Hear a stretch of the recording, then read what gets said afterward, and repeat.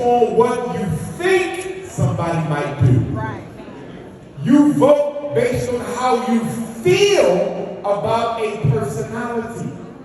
Most of us ran out and voted for President Obama because we liked him as a person.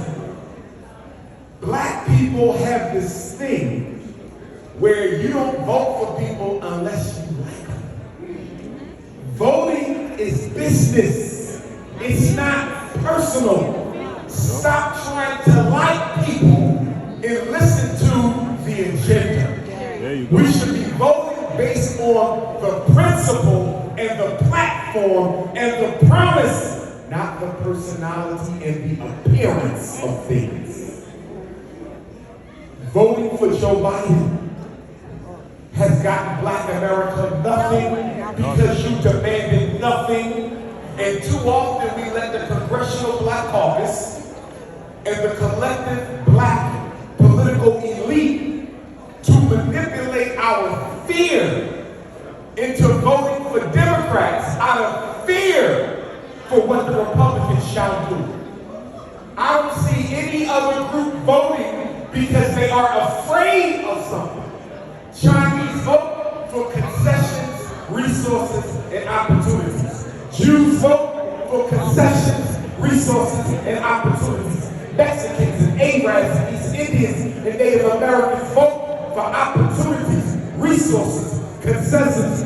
You vote so it don't get worse than what it already is. So the Black vote goes to maintain the status quo as is, not to gain anything else. That's right. This is not a referendum for you to run to the Republicans because they ain't no better. No. So what do we do, Dr. Umar, if neither party is serving the needs of African people? Build your own party. Build your own political union. Why don't we do that? Why? Because we're comfortable letting white people rule us. I've gotten to a point in my life. I do not vote for Black people. I don't care what office they're running for, unless they are an independent candidate. If you are not an independent, you don't have an independent thought, you don't have independent action, you don't have independent behavior, you don't have autonomy of decision making. If Sister Jasmine wants to be the mayor of Atlanta, the worst thing we can do is send her to the Democratic Party for her funding. Because if Sister Jasmine has to go to the Democratic Party of Georgia, and if she got to go sit down with our beautiful sister Stacey Abrams, who I love, but she's all caught up with the Democrats. I wish our sister Stacey would use that beautiful mind and start an independent Black political party for Black Georgia. I wish she would do that. But if you want Jasmine to be mayor, we say, Sister Jasmine, if you want to beat that incumbent, how much money do you think you need to beat the incumbent? Sister Jasmine says, I need $5 million for TV. I'm gonna need $2 million for radio. I'm gonna need at least 10 campaign offices. I'm gonna need a whole street team to go out and knock on doors and get people registered. I'm gonna need some attorney fees to fight against the media propaganda because they definitely will try to destroy my credibility with every voter in the state. So Sister Jasmine says, I need about $20 million to beat that incumbent. And guess what, Atlanta? That $20 million should already be sitting in a Black bank somewhere. They go to check. Because if Sister Jasmine don't need no money from Walmart, if Sister Jasmine don't need no money from Bank of America or Chase Manhattan, if she don't need any funding from any white business in Georgia, if she don't need funding from the Democratic Party, when she wins, she's a free mayor. That's right. Hey. Until Black people start funding the candidates we want to represent us, every Black elected official will and must sell you out. They don't have a choice. Facts. You cannot push Black power if you're being elected on a white dollar. That's right. Last thing I want to say on the topic of voting. We must organize the Black vote to mean something. And we must make sure we are voting as much for economic resources as we are for civil rights. One of the mistakes we have made as a people is we're constantly looking for rights instead of resources. When you look at Asians and Arabs and Chinese, they're not voting for civil rights. They're voting for economic resources. If we are 17% of America, we should have 17% of the wealth. If we are 17% of America, we should have 17% of the banks. If we are 17% of America, we should have 17% of the resources. When people argue about integration, ask them why we don't have our 17%. Don't talk to me, white man, about loving black people until you give me my share. That's right. On that note, I gotta say something on reparations. I support reparations. The most honorable Marcus Messiah Garvey is the father of modern reparations. Yes. But I got an issue with the way we carry it out. Number one, why are we not talking about the economic cost of the Ma'afa? Why are we not trying to quantify the economic cost of the enslavement of African people? I keep hearing about 243 years of unpaid labor. Yes, that's important.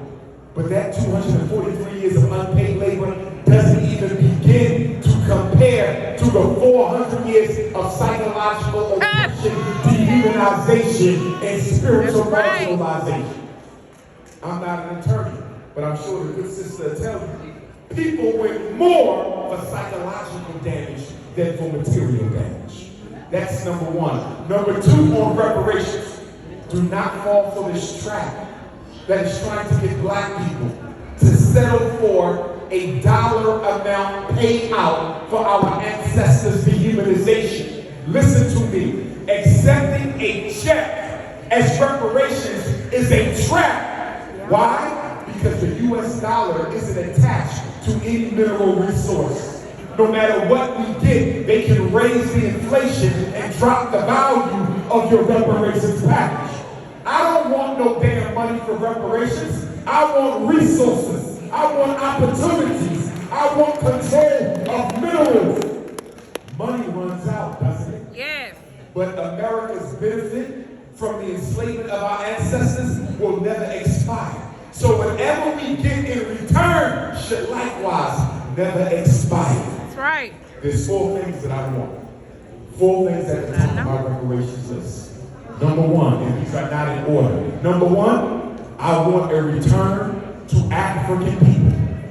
All black music that we have ever produced that is owned by white folks. I want Michael Jackson's catalog. I want Sam Cooke's catalog. I want Whitney. I want Prince. Why do I want black music? Black music is America's second largest export. Let me say it one more time. Your music is America's second largest export. If we own the publishing, if we own the distribution, if we own the marketing, if we own the performing of our music, that will give us the trillions we need to build Black Wall Street all over the country. Number two, we need a real estate team to investigate all the millions of acres of land that was illegally stolen from our ancestors from 1865 to 1965. Let us not forget that most of the land stolen from us was done at gunpoint. It was not signed over legally, but under pressure. Number three, I want a return of all patents and copyrights on everything black people ever invented in this country. Brothers and sisters, the cell phone is our invention. The internet is our invention. The helicopter is our invention. The refrigerated truck is our invention. The golf team is our invention. Blood plasma and how to separate it is our discovery. What if we got paid every time a non-African used anything black people ever created? Number four, 60% of us occupy 10 states. 60% 60% of all of us occupy 10 states. California, Illinois, Texas, Florida, I believe Georgia is one, Jersey, Maryland, and there's a few more. But of the 10, quiet down in the back. Quiet down, family, in the back, you're a little loud. Of those 10 states, all of them are seaboarding states, except Illinois, which is a lake-boarding state. We want to control the major port in every state where we predominate. If we control the port, we get paid on everything coming in, we get paid on everything going out, and more importantly, because black people are overwhelmingly present in those 10 states, we get to expect what they're bringing into our community and what they're taking out of our community. I'm gonna stop on this point. Bob Johnson, who sold BET for $2 billion to Viacom Y2K 2000, he said that every African American is due $350,000 apiece for the enslavement of our ancestors. Brothers and sisters, you are out of your damn mind if you think a $350,000 check is sufficient to pay for the worst unnatural disaster in human history. Let me ask you a question. What you gonna buy in Georgia with $350? Is that a house? No. It might be a house, not even a house. Maybe a small house in a hoopty. So you telling me for a small house in a hoopty, I'm gonna let white folks off for everything that they've done to African people. One more point. As we talk about reparations, we need to see the attorneys who are negotiating this settlement on our behalf, because I have yet to see the faces who will be asked to make the decisions. The black bourgeoisie is a dangerous creature. And if we let them negotiate this reparation settlement without them being accountable to us, they will sell us out. Reparations is not just for black people living. Reparations is for black people who have gone and for our great-grandchildren's great-grandchildren. So let us not get this wrong, because we only get one chance. Black power.